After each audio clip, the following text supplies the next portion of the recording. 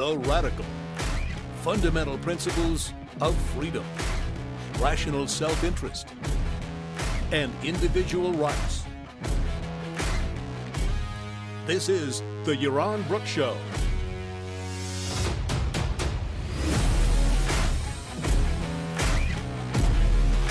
All right, everybody, welcome. Welcome to Yaron Brook Show on this Saturday night. Hope everybody is happy. Well, it's afternoon, but hopefully everybody's having a great weekend. Sorry, kind of for the last minute notice on the show today.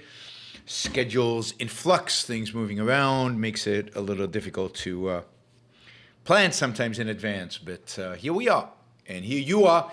And I must have hit a nerve today. Obviously, hit somebody's nerve today because I haven't even started the show, and we've already got 3 thumbs down. So, cool. I think it's because I've got vaccine mandates, profits, and migrants in the title. That's enough. Migrant Crisis in the title.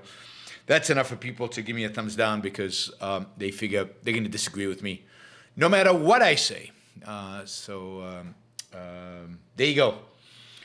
I am microaggressing against many people out there who then I guess microaggress back by giving me thumbs down. All right, today we're going to talk about the vaccine mandates a little bit, vaccine profits of the big pharma companies and the small pharma companies. We're going to talk about some brief comments on the migrant crisis and how to solve it pretty quickly.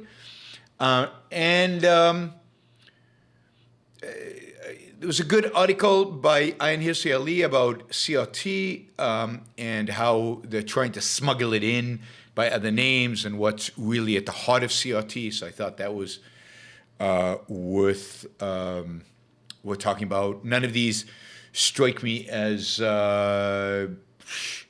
super lengthy topics, at least not from my perspective, but then, you never know once we get going.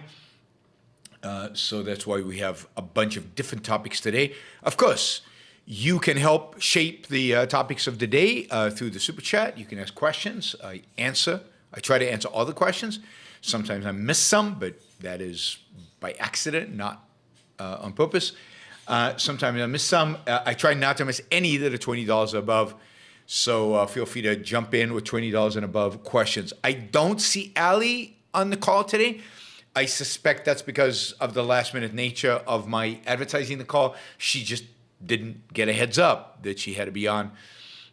So the burden is on you guys to kind of keep us on track and to get us to the $600 target, which is our target for every one of those shows. So, jump in and support the show. It's a great way to support the show, support what I do. If you believe in what I do, encourage me to do more of these shows and, help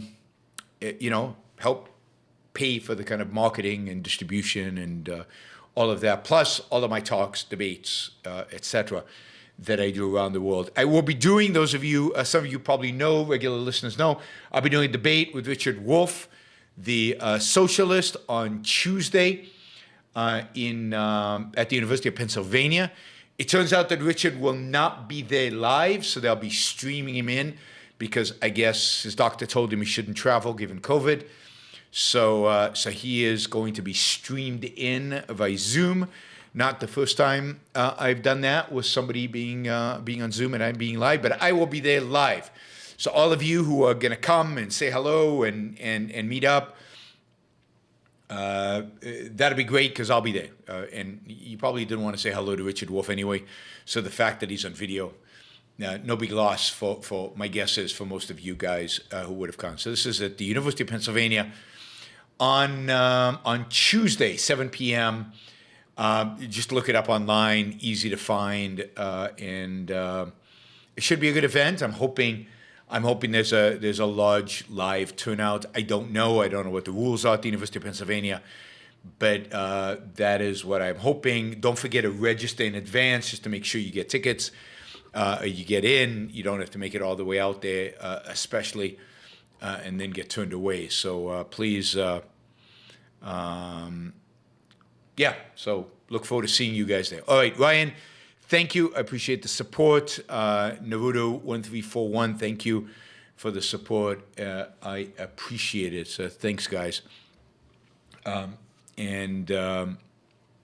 So let's jump in. I want to talk today quickly about vaccine mandates.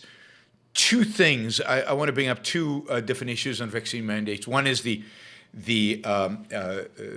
state by state level, the state level vaccine mandates that some states have imposed.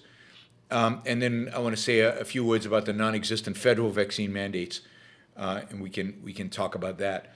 I had lunch on yesterday, with the founder of a new think tank in Puerto Rico, a kind of a free market think tank in Puerto Rico, the only one on the island. It's brand new, and the first thing they've done, kind of as an opportunistic thing, it's getting them a lot of press, getting a lot of visibility, is they've sued the state of Puerto Rico because of their vaccine mandates. Basically, in Puerto Rico, to go anywhere, to get anywhere, into any place, there are broad, intrusive vaccine mandates everywhere. So the state have basically declared that you can't do anything. You can't do a lot of work. You can't go to restaurants. You can't go to concerts. You can't go to any kind of facility out there unless you can show proof of vaccine. This is none of the state's business. We've talked about this before. This is not a role for government. I guess they're giving you an out. You can get tested. I think some people are getting tested 3 times a week to be able to go to work, which is absurd and ridiculous. I'm all pro vaccines. I've been vaccinated. I encourage people to get vaccinated. It's good for you. COVID is not a disease you want to get, and if you get it, you certainly don't want to get it bad. And the vaccines basically dramatically reduce the risk of getting it bad. It's unclear the extent to which they reduce the risk of getting it, but they certainly dramatically reduce the risk of getting it bad and hospitalization and death. So get vaccinated. I mean, that's kind of a no-brainer. But beyond that, it's none of the state's business. Again, if they can show that you are a carrier and you test positive, then they can isolate you. They can force you to not infect other people. But for that, they have to know that you have it. Otherwise, they have to stay out of your business. I mean, this is the kind of preventive law. This is the kind of law that is that has no limits, and it allows government to grow exponentially and out of control and impose itself on people. It is destructive to people's livelihood. It is destructive to businesses that now have to employ somebody to check vaccine cards. It puts the business in a confrontational mode with their customers. Now, one would be one thing if the business chooses to do so for its own reasons, but it's destructive to production. It's destructive to business. It's destructive for employees. It's destructive for people trying to engage in life. It's not the job of the government to keep us healthy. It's not the job of the government to determine how much risk we should take. So I was really glad and offered to help this new free market think tank in Puerto Rico, to do whatever I could to help bring good ideas to the island and to start educating people here about freedom and about capitalism and about free markets. They don't know much. There's a lot of ignorance generally in the world, but Puerto Rico, I think, in particular. And so at a state level in Puerto Rico, this has been imposed. We know that in California and in New York, there have been a variety of different vaccine mandates, some of them causing shortages in for example, healthcare workers and other type of workers. The vaccine mandates don't even discriminate for people who've had COVID before, who are basically have similar immunity to vaccine. One could argue, and many have argued, that the immunity is even better for those who had COVID than those who got vaccinated. But of course the government makes no differentiation between those who were just unvaccinated and those who are unvaccinated but had COVID. It's just a blanket authoritarian measure that is again paternalistic, and I think geared towards, more than anything, it's not exactly virtue signaling. It's signaling to the world that I'm doing something about the problem, signaling to the world that I'm acting. I mean, and that's the standard. That's what's going on. As Amish said on this show and said in other places, COVID is with us to stay. We're going to have COVID in the kind of seasonal flu or whatever it is to stay.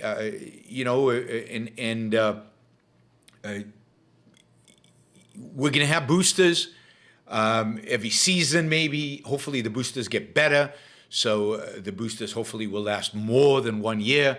Right now, there's a lot of evidence accumulating that the vaccines really, their benefits really decline after 6 months. But, I assume we're going to have boosters. Some of us are going to take the boosters. Other people are not going to take the boosters. Many people are going to get COVID. Many people are going to recover from COVID. Almost everybody will recover from COVID. Treatments are going to get better. Merck now has this new drug that is a treatment for COVID. Early results look very promising, although I've seen some results out of India that are not so promising. Like everything else in medicine, these things are complicated and hard, and it's hard to figure out. There are dozens and dozens of trials out there for all kinds of drugs, including, everybody's favorite, ivermectin. There are studies being done here in the United States. There's studies being done in Israel. There's studies being done in Europe. Large studies,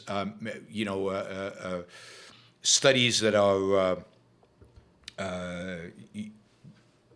scientifically sound, if you will, to the extent that any of these things are scientifically sound.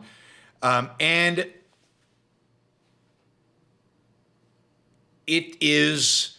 we will get much, much better treatments. The number of people who are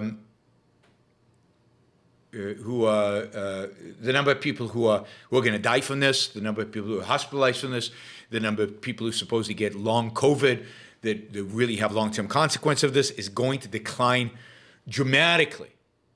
And we're just going to have to live with it. And this panic and hysteria and this authoritarianism of trying to force us to do what the government says is the right thing or not, it's absurd. It's ultimately unconstitutional, although courts have ruled in the past that forced vaccination can be constitutional. At the states level, at least the one in Puerto Rico, it's so broad that I don't think it will stand constitutional challenge. So these guys are challenging it. It's going to be interesting to see as it goes through the federal courts because Puerto Rico is still subject to federal law and is still subject to the U.S. Constitution. The fact that they can sue in federal court is a huge advantage. It's going to go through federal courts.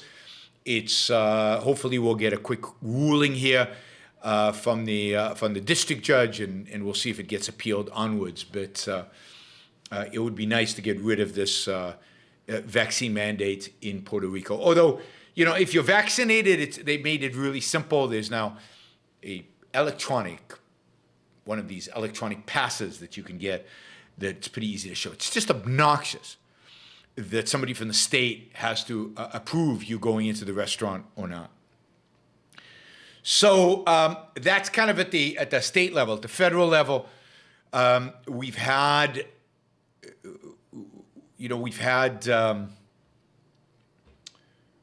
God, we had Biden try to impose a kind of vaccine mandate by using OSHA to write rules that would require any company with over 100 employees to require vaccines. What's interesting about that it was a recommendation, a press release, and yet no guidance from OSHA has been released, no new law has been passed, no new regulation has been approved. Right now, there is no mandate. One of the ways you can tell that there's no mandate is nobody sued the federal government to do away with the mandate. Whether such a mandate coming from OSHA is the Agency for Worker Safety, whether such a mandate is constitutional is suspect. It is more than likely it is not constitutional, and that is probably why they haven't even really made it an OSHA regulation. This is just Biden again pretending to do something. A lot of what politicians do is they give you the sense that they're doing something. Half the time they're not doing anything, they're spinning wheels. And it looks like this OSHA mandate is just spinning wheels.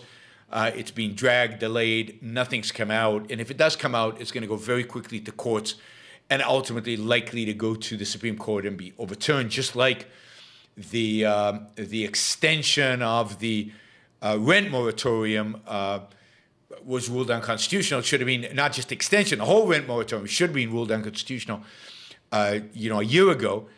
But it finally got to the courts. They finally ruled it unconstitutional. Again, it was trying to use the CDC for something the CDC is not there for, to provide economic relief during a pandemic. That's not the purpose of the CDC, even for people who think, you need to provide economic relief to people. Not that way. Pass a law. But don't use an agency that has a particular function to do whatever you want it to do. That's just authoritarianism. That's giving the government way too much power that is completely divorced from any rule of law. So, so there is no federal mandate. People can talk about a federal mandate. They can keep talking about the federal mandate. They can chatter away about a federal mandate. But the fact is it doesn't exist. Until it exists, there's no point in talking about it, even though I think a lot of people on the right have made a lot of hay from panicking everybody about a federal mandate. It just doesn't exist.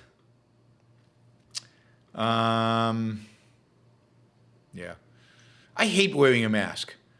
Today we went shopping, and before we went into any store, we had to put a mask on, and I just hate, particularly with the heat in Puerto Rico right now, it's very hot. Putting on that mask, trying to breathe through their mask, in and out of the store, I hate it. As soon as and people are walking outside with masks on. There's a lot of people wearing a mask outdoors, which is one of the dumbest things ever. I mean, you could argue about masks indoors and their effectiveness, but mask outdoors, it's meaningless. The possibility of you getting COVID walking outdoors, particularly in a breezy environment, are basically zero. Putting on a mask in that environment is just being a masochist. There's zero advantages and a lot of disadvantages. It's hot, it itches, it's just a pain. I just can't stand it anymore. And unfortunately, I have to keep getting on planes. And on planes, you have no choice but to wear this stupid mask. And for hours, and I try to cheat as much as I can. I kind of drop it off of one ear. And I do as much cheating as I can on airplanes to avoid actually wearing the mask full on during the plane. On transatlantic flights, I fall asleep accidentally without the mask on, and sometimes, luckily, they don't bother to wake me up for it. So flying with the mask it was always a pain, and I don't know. Is it me getting older? Is it flying becoming more prevalent and more? It's just becoming more and more of a hassle, and it's super annoying. And how many cases do you know where we have been told that there was a super spreader event on an airplane? it just doesn't happen. We've had almost, as far as I know, no super spreader events on airplanes. And yet that's the one place where everybody has to wear a mask. It's just insane. It's just insane. All right. Let's see. So just want to remind everybody, Allie's not here today. And I'm not supposed to talk about money throughout the show, but since Allie's not here and the money is kind of trickling is too positive a statement on. Without Allie, it's like you guys are, sitting back, lazy, not doing anything. Part of what funds the show is the super chat. We've got a particular minimum that we have to achieve every show. It's around $600. We're I think we're $20 right now, and we're already 20 minutes into the show. That's $1 a minute, 90 minutes, that's $90. That's not 600. So just my request, those of you who would like to ask questions, $20 is a good level to ask the question at. Those of you who would just like to support the show for the sake of supporting the show, please jump in. $50, $100, $200, $500.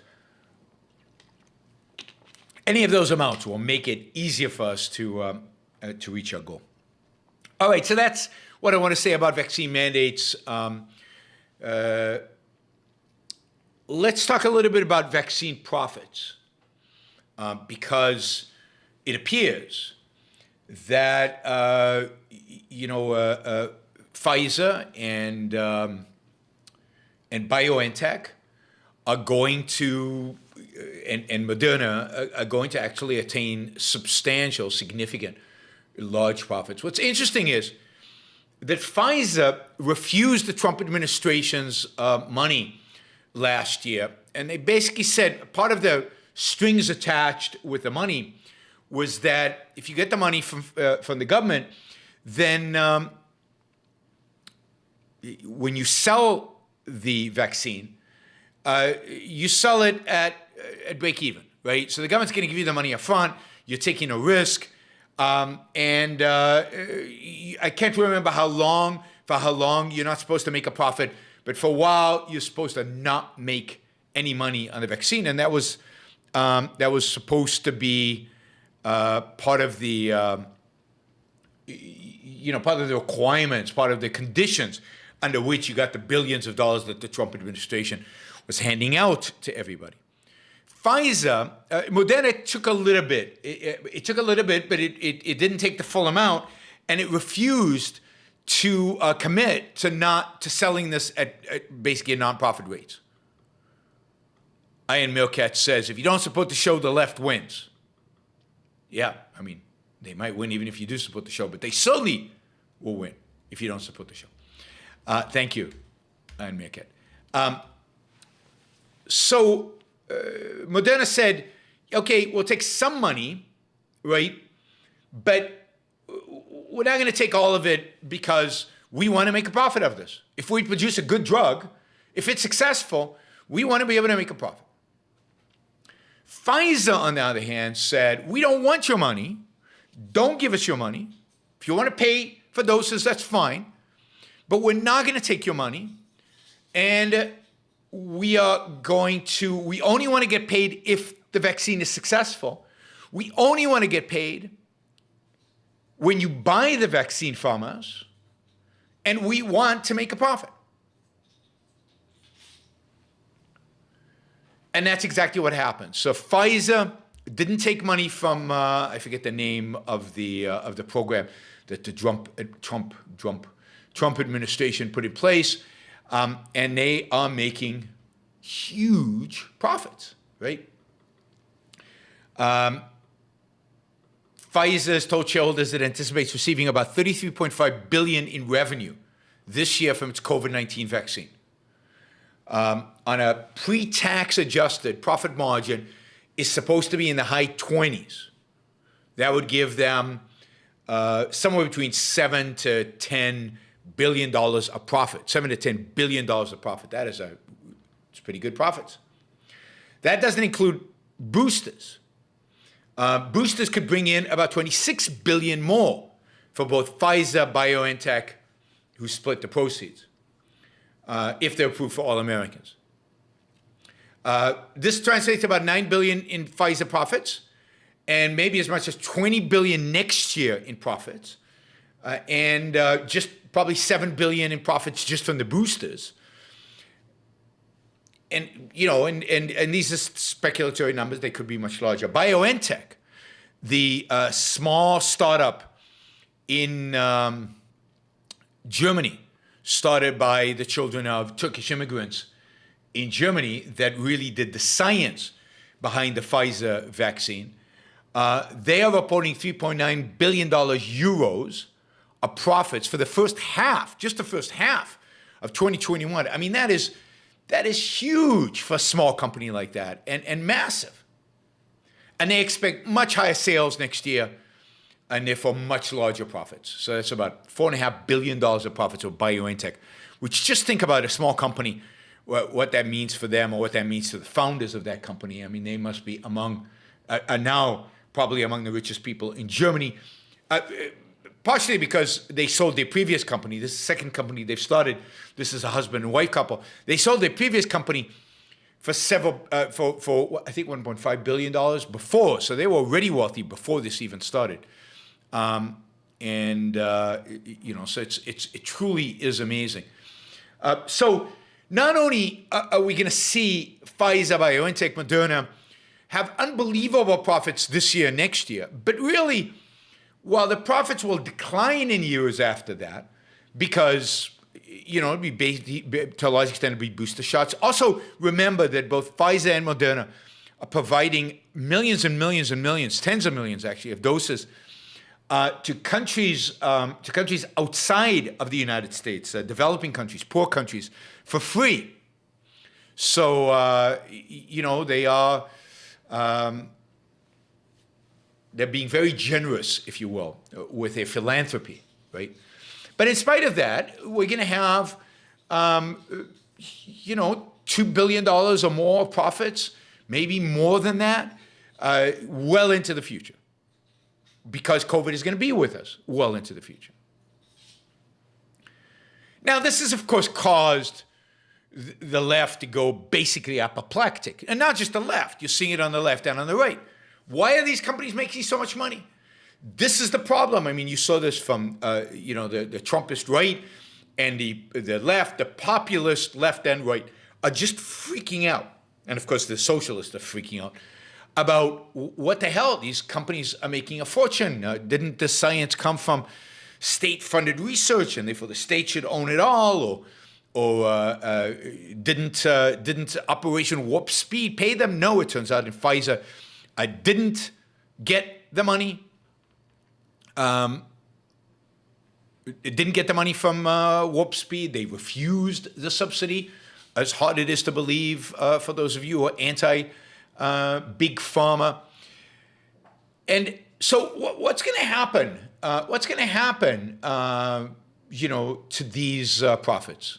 What's going to happen to these profits? Where does the money flow, right? Where does the money flow? Well, let's take BioNTech.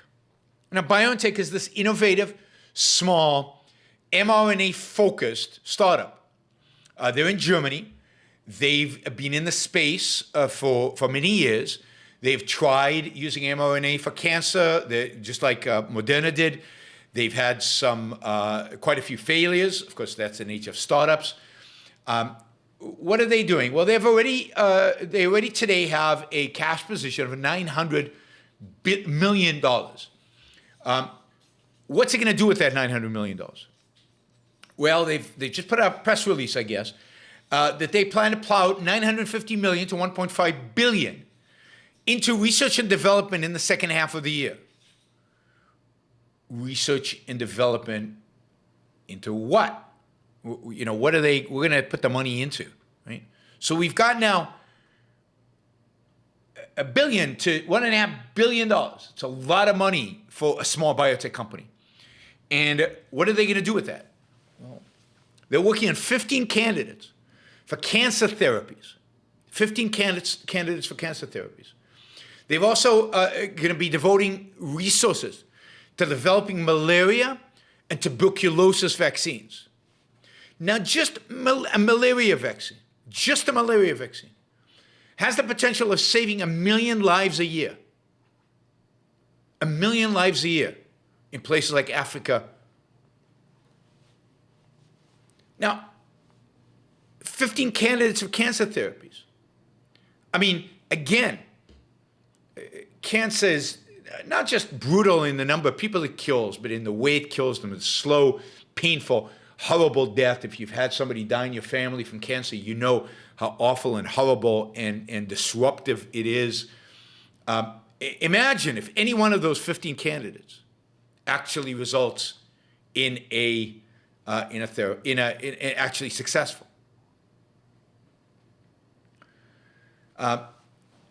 They're also investing heavily in increasing capacity for the vaccine because there are a lot of people in the world still that have not been vaccinated. They expect that next year they'll be able to produce 4 billion doses a year. They continue to research, both Bioentech and Pfizer are working on a vaccine for influenza. Wouldn't it be cool if we actually got an effective vaccine for the flu? Indeed, tens, hundreds of thousands of people die of the flu every year. I mean, the potential here is just unbelievable. This is a technology that has just proved itself as efficacious. Maybe not as effective as we'd hope. Maybe we'd hoped that these vaccines would last longer than 6 months.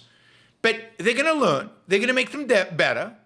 And now they're taking this technology and applying it to a variety of other diseases.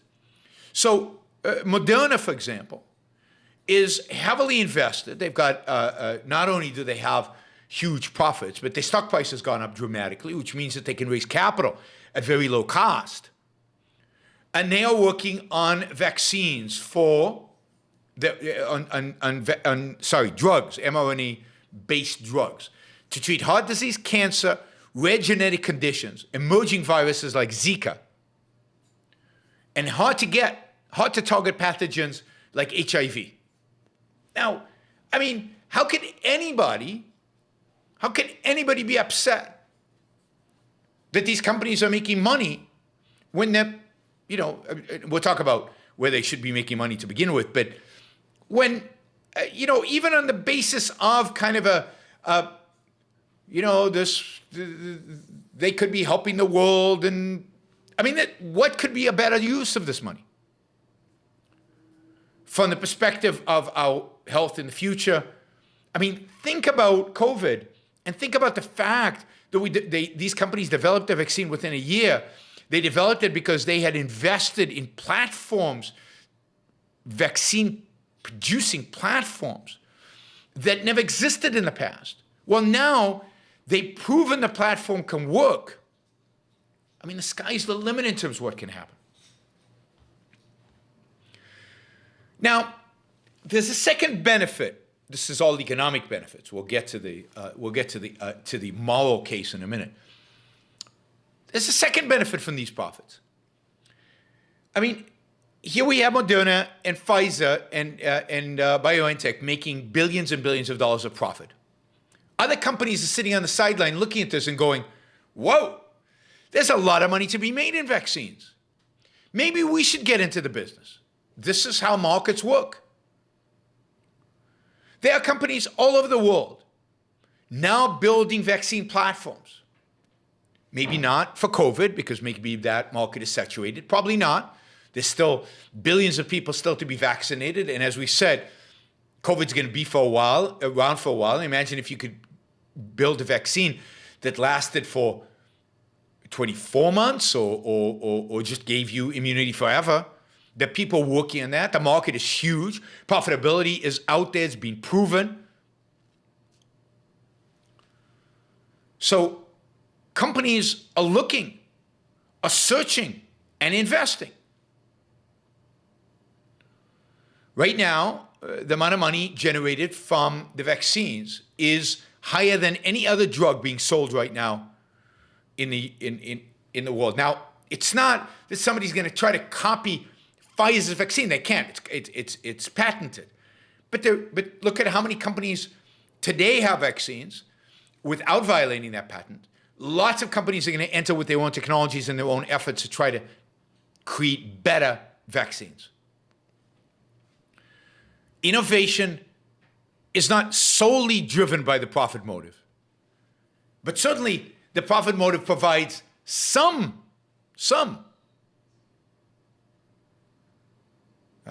spurring on for innovators. So that's the whole point of the patent system, is to provide innovators an opportunity to make a lot of money, and therefore provides the incentive for capital providers to provide capital for innovators to produce a product and protect their property rights and innovate and grow. So we have here companies that are making a lot of money, plowing that money into all kinds of research that is going to improve our health and improve our ability to combat diseases and a variety of different diseases, anywhere from cancer, heart disease, to Zika and malaria. Malaria would be unbelievable if they could do that. Isn't this amazing? I'm doing a show on vaccine profits, and I've already got 5 thumbs down, right? Because, God forbid, in the world in which we live today, even among people who listen to Yaron Brook show, defending vaccine profits is considered something bad, right? Because, God, if only we all took ivermectin, there would be no need for the vaccines. God.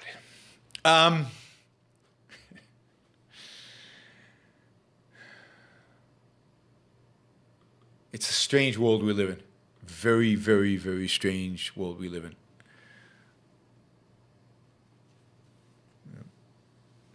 If somebody produces a vaccine that outperforms mRNA vaccines, then that'll be great. A lot of the profit will go to them rather than mRNA vaccines. But the mRNA technology has been proved. Oh, we got more thumbs downs. Wow, the more I talk, the more thumbs down I get. This is great. It is proof positive of my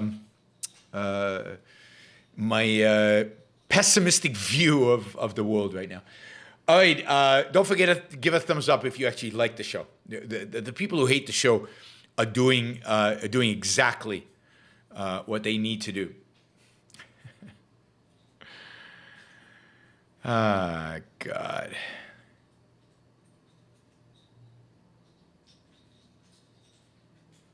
Let's see.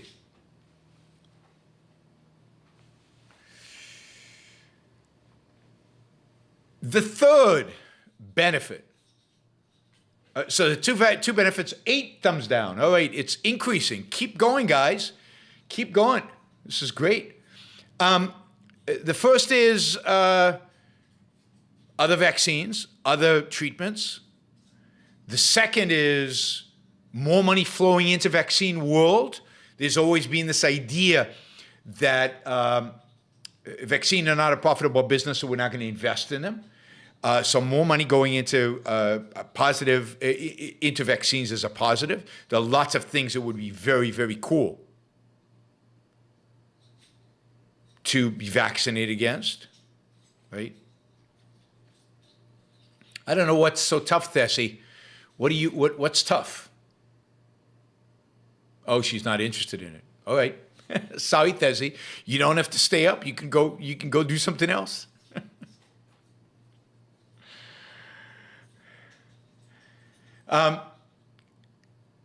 Finally, it's true that the vaccine maker founders, executives, shareholders are going to make a lot of money from this topic, from these vaccines. They're going to get rich. Shareholders have already made a lot of money. Executives are going to get paid handsomely. They're going to get amazing bonuses. Founders have become billionaires of Moderna and of Bioentech. This is going to be a massive payday. But think about the benefit that these vaccines have created in the world. Think about the benefits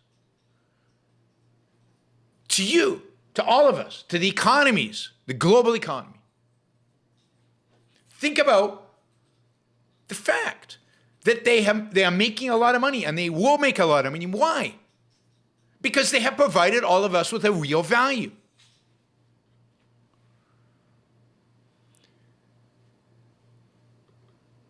The IMF, whatever, I mean, it does a lot of economic studies, estimates that $12 trillion of GDP were lost during 2020, 2021 to the pandemic. 12 trillion. The entire GDP of the United States of America is 21 trillion.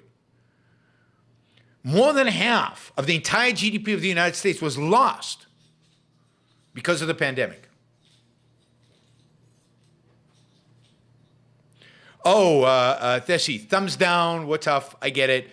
You're not having a tough time. I just got 8 again, so we just went to 7, 8. It's not tough. It's reinforcing of my negative view of some of the people who listen to my show and generally of the culture in which we live. That people have a negative view, people who listen to me, not some leftists out there, but people who listen to me have a negative view of profits. Of profits from vaccines is just reinforcing of what I know already to be the state of the world, which is not good, not good. Think about how many trillions of dollars of economic value, and what economic value means is value to you and me, have been saved because of the vaccines. We could get back to work. We could get back to producing, creating. Now, yes, some of you were working at home. It didn't really affect you. But many people can't. Much production is physical production. It has to happen.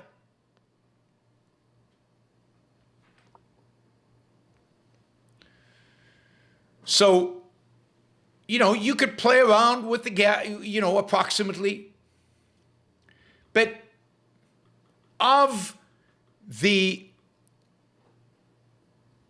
losses that in GDP that are saved by the vaccines over the next few years, one can estimate that the profits of these companies represent 1%, maybe 1%.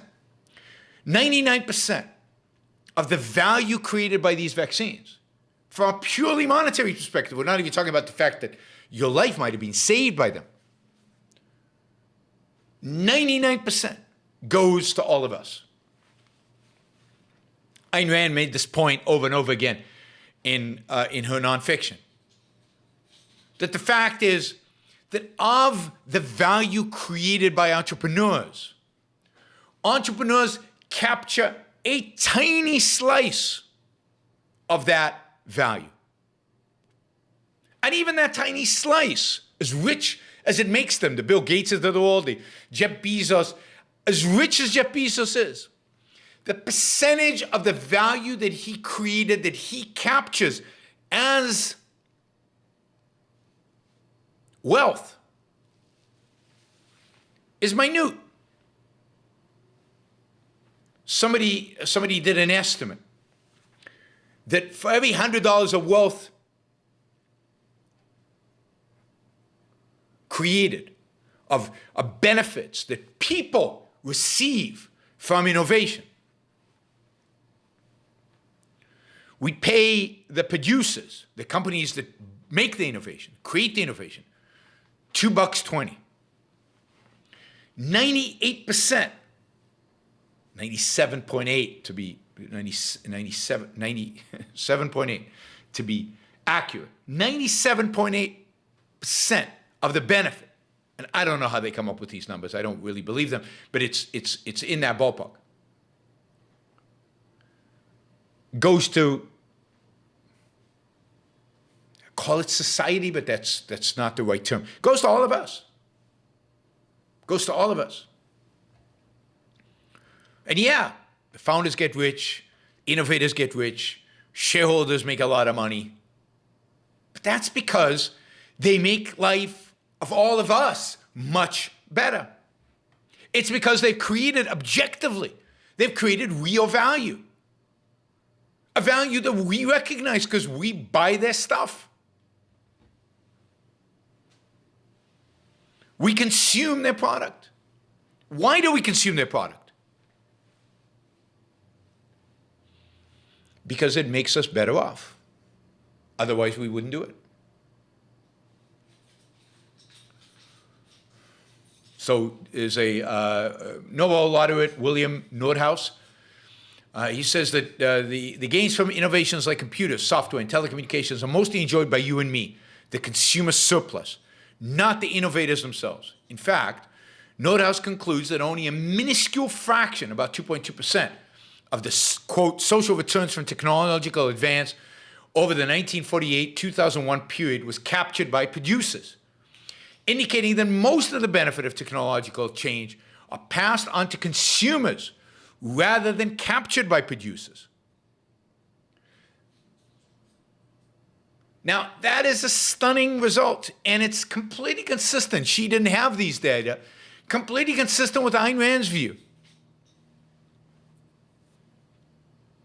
which is quite amazing because she wasn't an economist, and she didn't have all this data. She preceded William Nordhaus and his studies, and yet she nailed it. Nailed it.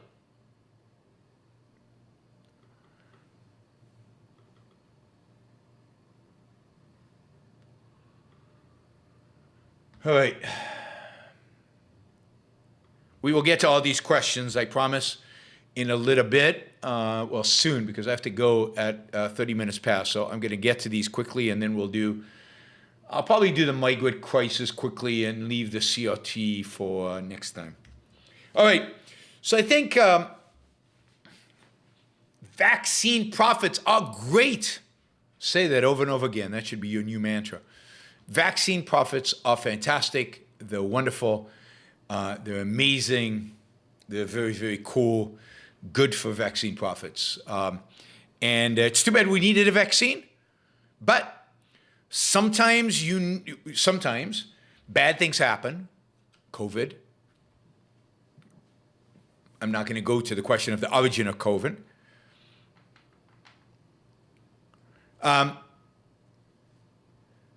Some things, bad things happen, and we need the geniuses, we need the producers, we need the innovators, we need the people who can ramp up production, we need the people who can put economies of scale behind it, we need the people who can make a vaccine like that, turn on a dime, get it out, distribute it, and get it so that we can return to our lives.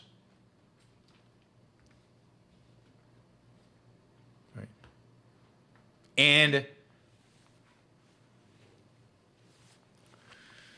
that's a stunning achievement, and a stunning achievement that we should celebrate the fact that producers are being rewarded for it, and we should celebrate the fact that they are now incentivized to use their skills, their abilities, the knowledge they have learned from producing this amazing achievement in order to produce achievements in the future.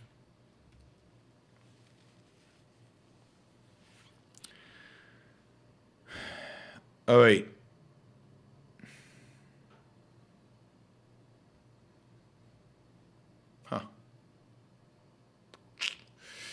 And if you guys think vaccines are killing people or are lies or whatever, you're detached from reality in ways that I cannot help you with. All right. Let's see. One can only imagine what the death rate would be without the vaccines. Much, much higher than it is today.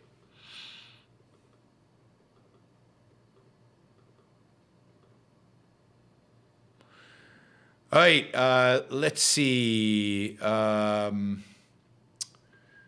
Let's do Migrant Crisis, because, 8 thumbs down is not enough. I think I need to go for at least 20 thumbs down, because I think if I'm going to talk about immigration, that's how many we're going to get. Just a quick anecdote that has nothing to do with my discussion about the migrant crisis. Since Shizo, this is about Japan. Japan is Alec, thank you for keeping track of the contributions. Really appreciate it. Ali's not here, so Alec has stepped in and kind of adding up the amount of money. We're at about $300 right now. We've got about half an hour to get to 600, so we've got to double. So we've got to increase the pace here if we're going to get to that. Thank you for all of you who've stepped up to get us to $300.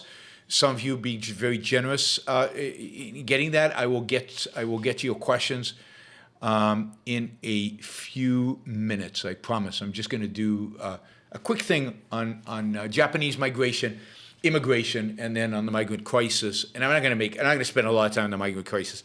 Just a point I want to make that'll be relatively quick, and then we'll get to the Q&A. Since Shinzo Abe, I guess now the replaced Prime Minister of Japan, took office somewhere, I think in 2015 or 2014, it's interesting what's happened. Japan has, as you know, a significantly aging population. The number of people in Japan is shrinking. The number of old people is skyrocketing. The expected degree of shrinkage of the Japanese workforce into the future, it's already shrinking, is accelerating. So you're going to get a lot of people leaving the workforce in Japan over the next few years, over the next few decades. And the population is dying off. I mean, you've got many, many people. I don't have the demographics here. I'll get them for a future show. 80s and then 90s who are slowly dying off. The population in Japan is the fastest shrinking population in the world. Japan is also the country with maybe the most restrictive immigration laws in the world. It does not allow for net migration in.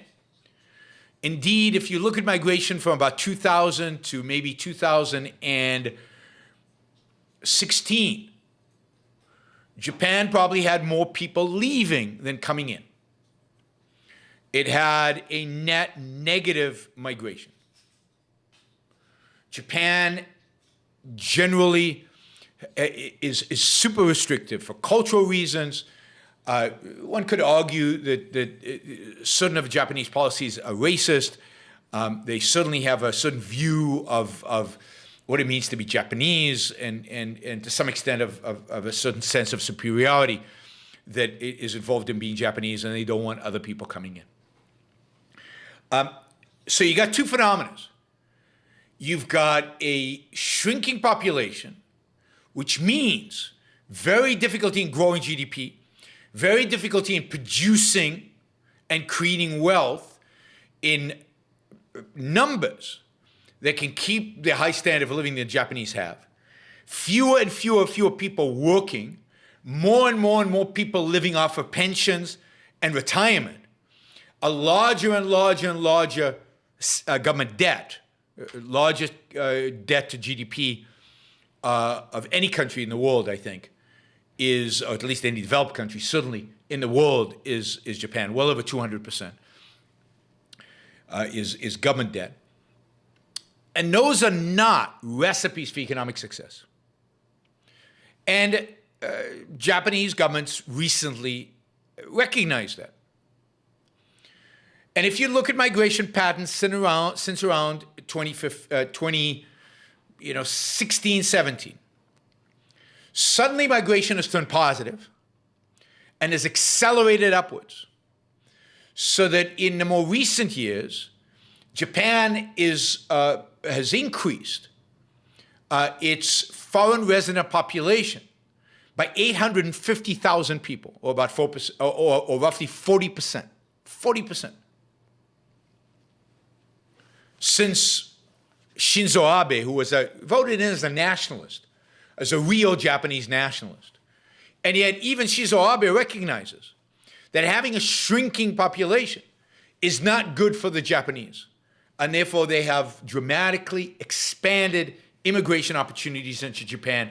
And we're seeing for the first time ever a significant increase in Japanese immigration into Japan. 850,000 or 40% increase over the last, 6 years or so?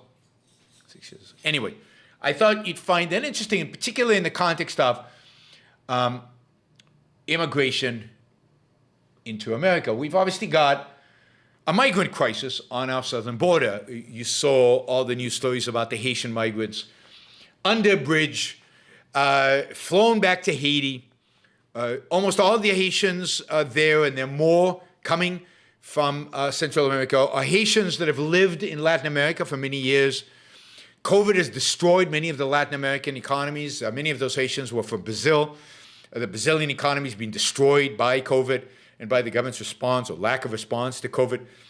And as a consequence, they've lost their jobs, and many of them have migrated north towards the United States of America, hoping to find jobs here. Now, one positive about this is that, to some extent at least, in the world out there, the American dream is still alive and well. These Haitian migrants were not coming to America to get welfare. They were not coming to America to suck your blood. They were not coming to America so that they could vote Democratic and destroy capitalism. Maybe they would ultimately, but that's not why they were coming.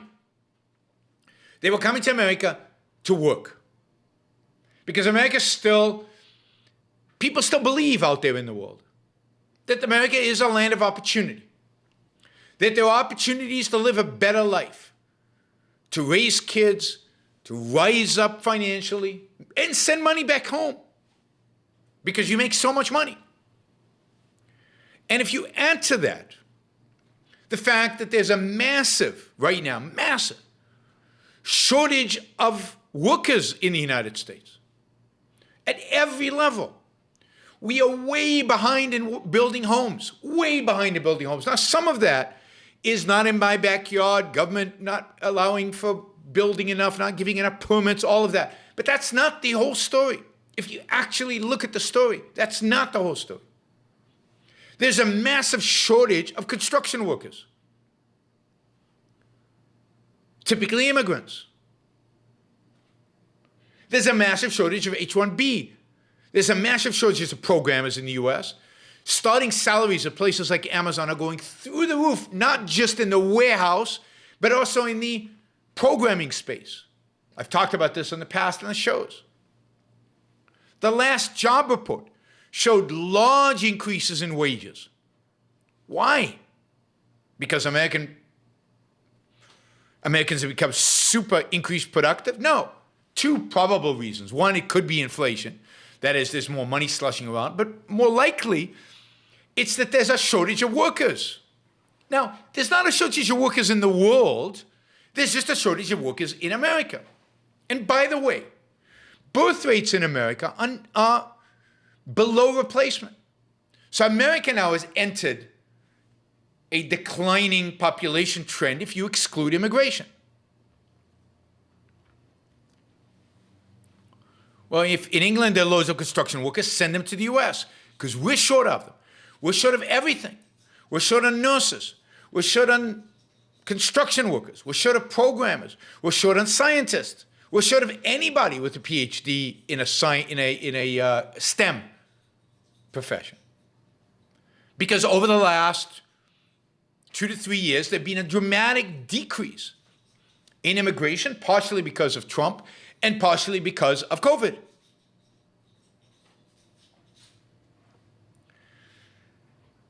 So if you want to stem the migrant crisis on the border, just a quick story.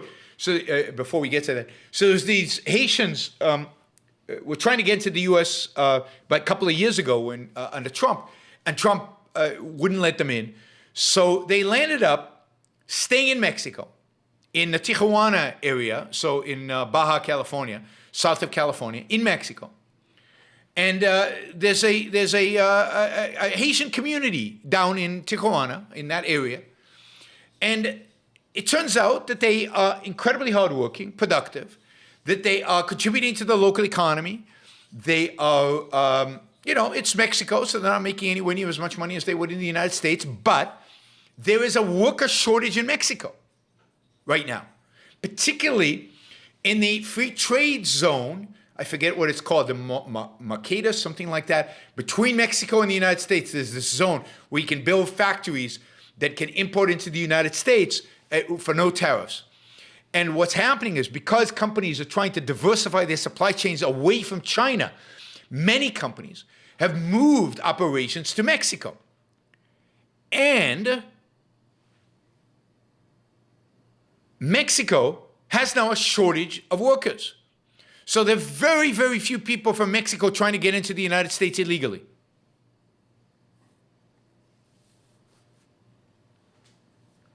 And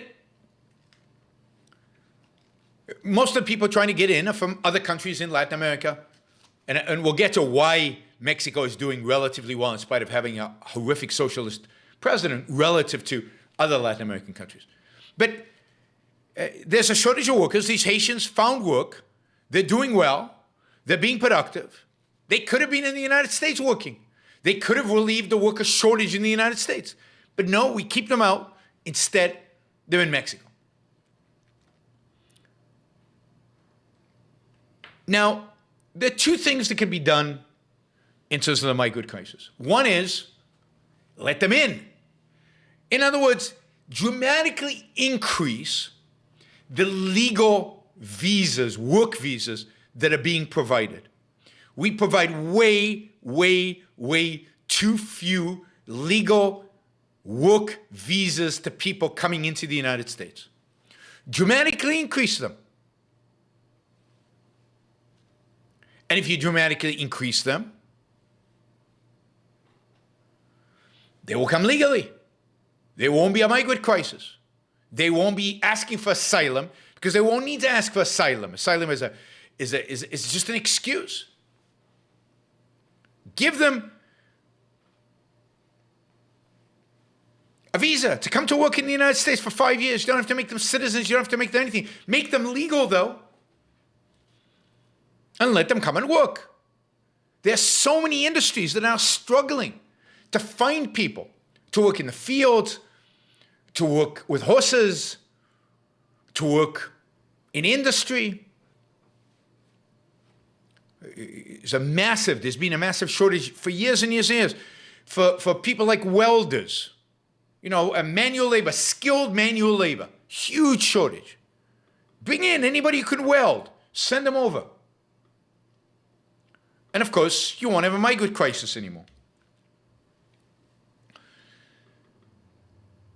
The second thing you can do and is encourage economic development where they live.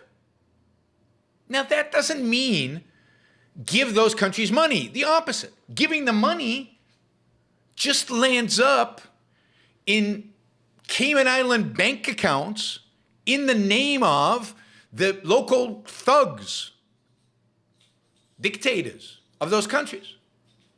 No, the way to do it is to lower tariffs to zero. Why doesn't the United States unilaterally initiate a program, a zero tariffs for all Latin America? The whole America, from Canada down to the tip of Chile, should be a zero tariff into the United States. Unilaterally. I mean, it would be great if it was bilateral, but just make it unilaterally. I mean, ideally, we would just sign a free trade zone. Now, there are all kinds. We have like a free trade with Central America, but supposedly, right? But this deal, and part of this deal is they can send textiles into the United States tariff-free. But in order to make the textiles, they have to buy yarn, the stuff you make clothes from the U.S. in order to get the tax-free status. Get rid of all of that. Make the Caribbean, so Haiti, Dominican Republic, all the Caribbean islands, all the way down to Chile, all the way up to Canada, make it for the purposes of America, zero tariffs. Everybody wins. You get industry developed. This is why, by the way, Mexico does relatively well because of NAFTA. Not because of any policies Mexico's, engaging in, but because NAFTA allows companies to produce stuff in Mexico and send it into the United States without tariffs.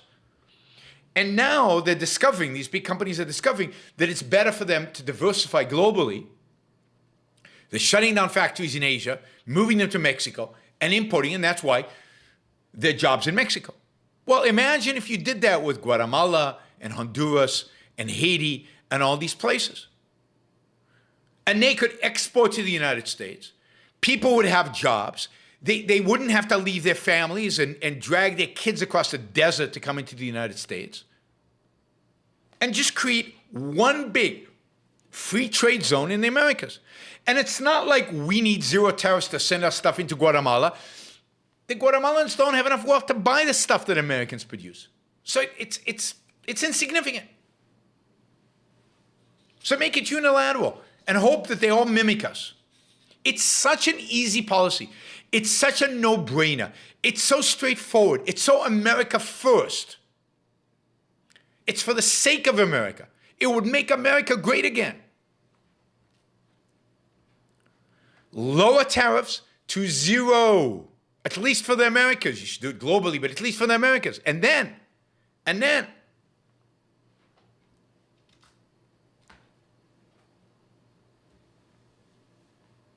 have increased the number of immigrants into the United States.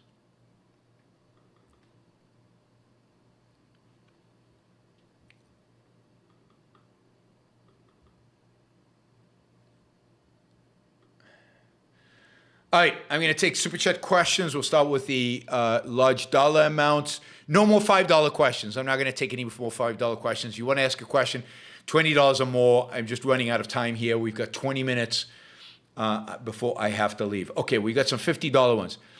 Naruto1341 says, I was going to spread this out with questions, but I'm being called away. Keep up the good work, Yaron. I always enjoy listening while I'm at work via the podcast, which reminds me, have you heard the ads for your show that iTunes adds on? I have not, but I've heard some of them pretty funny.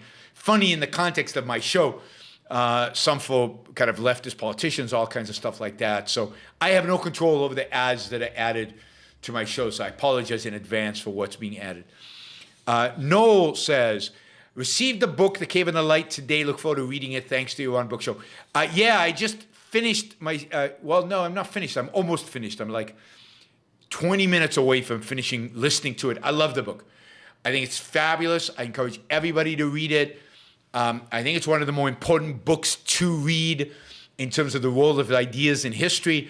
Whether you agree with everything he says, whether you think he's completely accurate on everything that he argues for, is less important than the thrust of the book, which I think is true and correct. He has the last chapter starts with a quote from Karl Popper and Ayn Rand. Interesting, right? Brian Chi, thank you, $50, really appreciate it. Here's for the show, why hasn't anyone designed drones to fight forest fires? I'm so desperate to get back into the forest for an adventure that I'm considering becoming a hotshot on the weekends. Well, I'm glad you love the forest that much. I don't know, partially maybe because drones are too small. You'd have to be able to design drones that could handle extreme heat if you wanted to get closer to fight, but there is something there. Somebody should innovate and figure it out. Of course, the solution to forest fires is complicated, but certainly part of it is forest management. We need forest management, which some people are advocating, and it even seems like the authorities in California are starting to come around to the idea of better forest management. Okay, let's do some $20 questions. All right, I am Meerkat. Pfizer and Moderna are making tens of billions of dollars from creating mind-saving medicine. Laugh out loud, Bernie is going to get an aneurysm. Yes, Bernie is absolutely going to get an aneurysm. How dare it be okay for companies to actually make money saving lives and helping civilization? Justin, thank you for money from Australia. Excuse my economic ignorance. When wealth is created, how is currency add to the economy without a Federal Reserve? Indirectly. So as wealth is created, prices would go down to begin with. Prices decline. The purchasing power of the existing amount of money increases because you haven't increased yet the supply of money. But the idea is that wealth is created at about the same rate as productivity increases.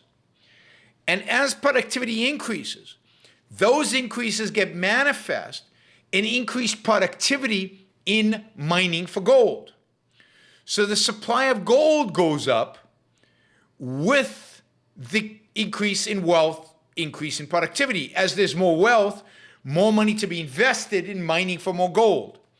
So over time, over the long run, the amount of gold increases at about the same rate as the amount of productivity increases, that is the amount of wealth created. To the extent that it doesn't, one doesn't keep up with the other, either prices decline a little bit or go up a little bit. But generally you get equilibrium because both the wealth increase and the increase in mining capacity is tied to increased productivity. So both are driven by the same underlying cause, which is increased productivity. So if that goes up by 3%, 5% a year, the amount of gold will go up by 3 to 5% a year. The amount of wealth will go up by 3 to 5% a year. That's the economic argument. And that's why the gold standard is the ideal, and that's how gold increase. How does that money get into the economy? Mining companies bring the gold in, the gold gets deposited at banks, banks then issue currency based on the gold that they have on reserve.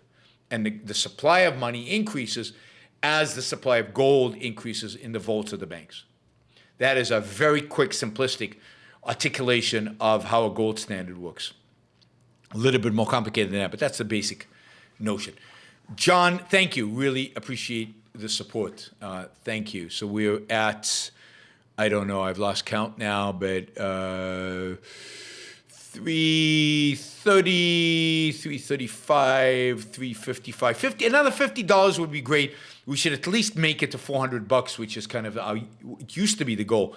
It's $600. I've given up on trying to get there today, but at least let's try to get to the 400. All right, another $20 question from Naruto1341. Is it fair to say wealth is a personal feeling of having more than one needs by their own standards? No, that's not how we measure wealth. I used to think I was wealthy, but now I have ambition to make money, so now I don't. No, wealth is a measure of money. It's a measure of the stuff that you have, of the amount of money that you have, and importantly, wealth means to be wealthy is to have the money, not only to be able to live, or supply yourselves with the basic requirements, the basic needs of human survival, of human life, but to live significantly better than that, to live a good life, to live, maybe you don't have a yacht and a private plane, but, you can go to restaurants and you live in a nice home and you do all that. That's what wealth means. And of course, wealth is some extent subjective or personal. You might feel wealthy making, I don't know, $500,000 a year. Somebody else might only feel wealthy making $1 million a year. So it is some extent a personal, I wouldn't call it a feeling, but a personal issue. But it's a personal issue related to money, related to what you can buy, what you can afford, and to the amount of security you have in your ability to own it into the future, right? So it's not just the present, it's into the future. To be wealthy today, but if one bad thing happens to you, you're suddenly poor, that's not real, being really wealthy. Kevin, thank you. That's very, very generous. Kevin probably got us over $400 there. I don't have the exact count, but that's very generous, Kevin. All right, let's run through these. Ian Mikat says, COVID is the CCP and Winnie the Pooh's fault. Probably more CCP's fault than Winnie the Pooh. At least, even if the CCP didn't design this, even the CCP didn't cover it up, they certainly covered it up in the sense that held back the research, held back the information, held back the knowledge about it for a long time, enough time that it's probably done significant damage to our ability to treat it and to deal with it. Information in November, December of 2020 would have been very helpful. Not 2020, what am I talking about? 2019 would have been very helpful. But it's quite possible that it's much worse than that it's a lag leak. The Chinese have covered that up, and that information about the leak would have provided a lot of value if we had insight into what was exactly going on, a lot of value into dealing with it, assuming it wasn't done on purpose. I don't think it was done on purpose. If it was done on purpose, then it's an act of war, right? Then it's much, much worse. How does the new global corporate tax impact offshore tax havens? Do you see how Spider's Web UK video foretold this terrible situation was the future? Will places like Georgia, Vietnam, and etc. become the new finance center? Yeah, I mean, the Spider's Web was part of the propaganda that made it possible for this new global corporate tax to take hold. Now, the global tax is not reality. There is an agreement now, but that agreement has to pass Congress. That agreement has to be approved by the European Union. There's at least a couple of countries in the European Union that are going to object. It has to pass unanimously, the European Union, in order to become law. The two countries are Ireland and Hungary. Hungary has a 9% corporate tax. Ireland, I think, has a 12% corporate tax below the 15 mandated. I can't remember the status of Estonia and others that also have very low corporate taxes. Georgia could become a tax haven and a financial center. We'll see. The problem with Georgia is the threat of Russia. And the problem with Georgia thriving is the threat of Russia. Who wants to invest in Georgia when Russia is sitting on there and is threatening Georgia? And you might not be investing in Georgia. You might land up being invested in Russia. Nobody wants that, so there's an issue there. So this is awful. I'll talk more about that. I'm not going to talk a lot about it right now as an answer to the question, just because I'll do a show on tax on the new corporate tax thing, on tax havens, on the Pandora Papers, on all of that. But yes, this global agenda to 130 countries have signed off on to have a minimum corporate tax in any country of 15% is a real travesty and really, really hurtful. It says here Lithuania's corporate tax is just 15%, so they're at the threshold. So they would support this so as not to be competed with. But of course, the only corporate tax that makes any sense, Estonia is 20%. So it's really Hungary and Ireland who are going to object. The only corporate tax that makes any economic sense, put aside any of the morality issues, is zero. Dean asks, my friends are laughing at me because I say that there is right and wrong in human actions and moral values, and I'm having a hard time explaining the role of principles. Why is it bad to be pragmatic? Because it doesn't bring you happiness or success or prosperity or wealth. It's a failed strategy. It's a failed strategy if what you're trying to do is flourish. Shouldn't you be like, imagine being a pragmatist in science. Imagine saying, okay, gravity works, but today I don't feel like I'm going to play by gravity. Gravity is just old-fashioned. It's not a useful principle anymore. Poison is bad for me. Yeah, mostly. Maybe a lot of the time. But you know what? Once in a while, a little bit of poison. How bad could that be? Why do they get it when it comes to the physical world and they don't get that some ideas are poison? Some habits are poison. Some foods are poison. Some ethical systems are poison. Some economic systems are poison.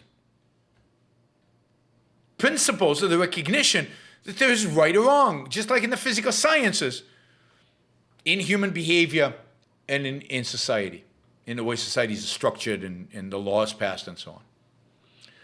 Ryan says, Trudeau announced vax mandate for air travel. State is telling private businesses what should be in their contract with individuals. Another politician doing something. It's terrible. I agree. It's awful. Of course, the flip side of that is the governor of Florida telling the cruise ships they're not allowed to require vaccines on their cruise ships. You can't win with politicians. They all want to tell us what to do and what we can do, instead of allowing us to make our own decisions about our own life, allowing private businesses to make decisions, and us as individuals deciding whether we want to work with them, whether we want to cooperate with them or not.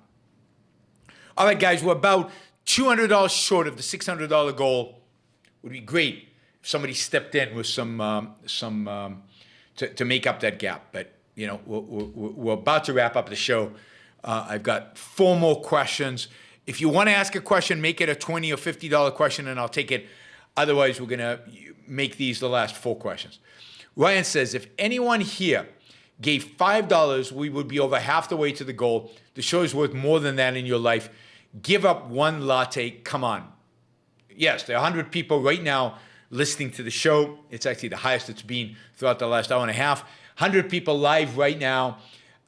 If every one of you gave $5, we'd be at $500, and you know we'd be, yes, $5, guys.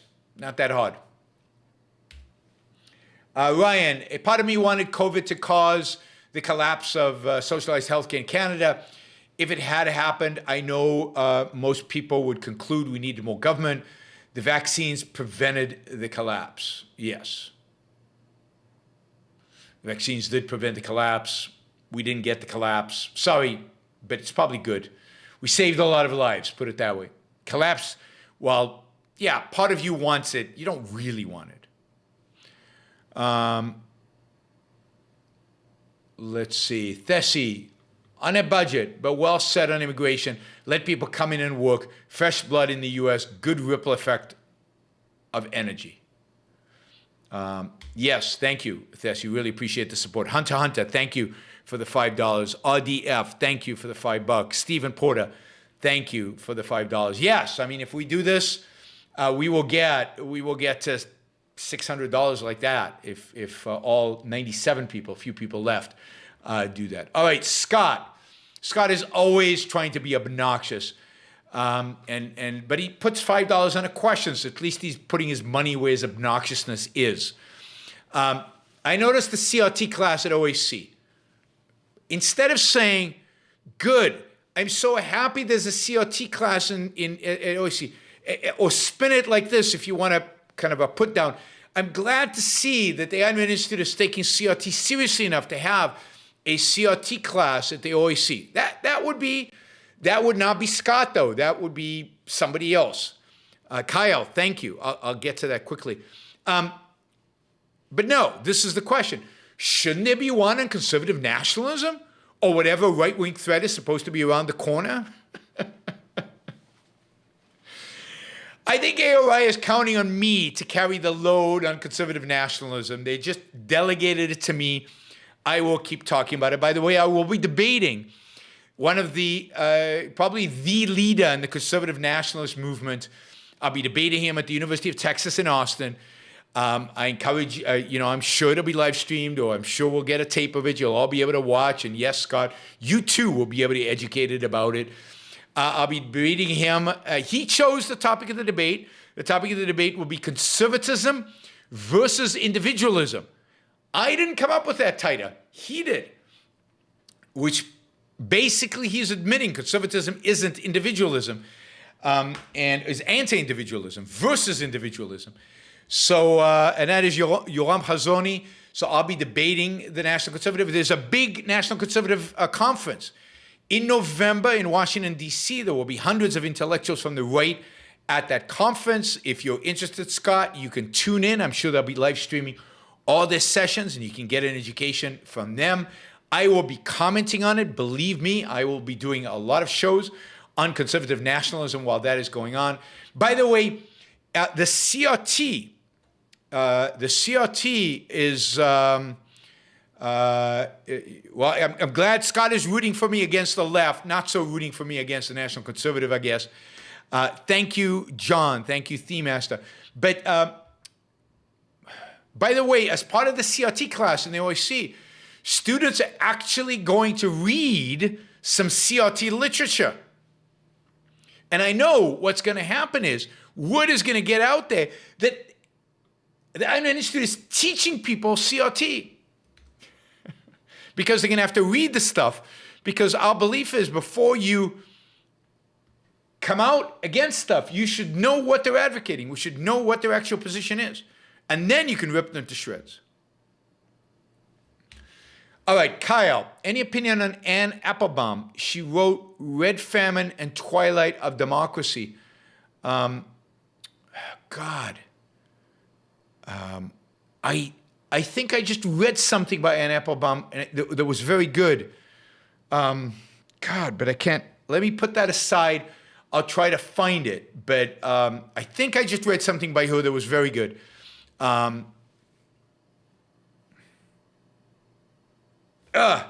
It's driving me nuts right now because I can't remember what it was. And literally, it was in the last couple of days. It was in a popular magazine. It was quite good. Okay, I'm Meerkat. Guys, you can't ask me these questions with such low dollar amounts because I have to run. You want to support the show? Just send in the dollars, send in the $5. But I have to run now. I've got dinner at somebody's somebody's house, and I have to go to. Millions of people are willing to fill in open positions. They're called Mexicans. Actually, they're not. Mexicans are not interested in moving to the United States. There are plenty of good jobs right now in Mexico. Generally, Mexicans who come to the United States want to return to Mexico. Ideally, many of them would like to be seasonal workers where they could work in the United States and go back and forth. There's a lot of myths about Mexican migration to the United States, but there are a lot of Guatemalans, there are a lot of El Salvadorans, there are a lot of Central Americans who would like, and right now there are a lot of Haitians who would like to work in America, and that would be good. Oh yeah, we'll do Dean's. Thank you, Jennifer. I really appreciate it. We'll do Dean's question and we're done. They say one could do bad things like stealing, but have zero consequences on his well-being if not caught, and could be happy. They're lying. They're lying to you. They're lying to themselves. Nobody actually thinks that there's zero consequences to stealing. Nobody actually ever gets away with it. But yes, there are cultures like Israel's culture. It's a cynical culture. It's a culture of unhappiness. It's a culture of just getting by, and they where they think lying, cheating, and stealing you can be happy. No, you can't. And no, you won't be. And no, you're not. And they don't admit that they're not happy. They don't admit that they're failures in their lives. They don't want to admit that their pragmatism has caused them great damage in their marriages.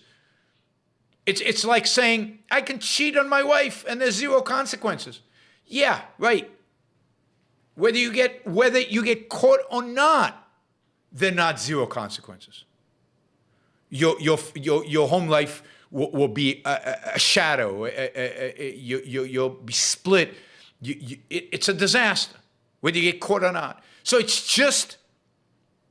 it's typical Israeli skepticism and cynicism, and it has nothing to do with reality. And if they really hold those views, Dean, stop talking, stop asking them because it's a waste of time. All right, guys, I have to run. See this amazing house in Old San Juan.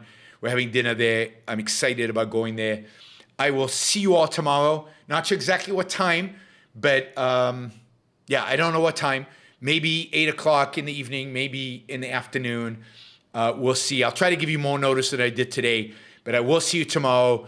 Don't forget, our goal is 600. We didn't make it today, but we crossed 400. We maybe made it close to 500. So that's not bad, given that we didn't have Ali with us. But tomorrow, I'll be holding you to the goal, guys. I'll go as long as necessary. I'll keep yelling in your ear until we get that $600. So don't disappoint me. All right, guys. Don't forget, you can support Your Own Book Show on yourownbookshow.com/support. Patreon. A lot of people recently have been adding on to Patreon. Go for it. Patreon is easy. It's simple. It's easy to get on. It's easy for me to communicate with you if you're on Patreon. So go to Patreon. It's a great way to support the show on a monthly basis. I like it. Angela, my assistant, likes it. So use Patreon. It's fantastic. And we've got Patreon. We've got Subscribestar. And we've got Local. So all of those are available. Use them. Don't forget to like the show before you leave. If you're listening afterwards, don't forget to like the show. Don't give those 8 thumbs down. Don't let them win out. Go for it. And yeah. Thank you.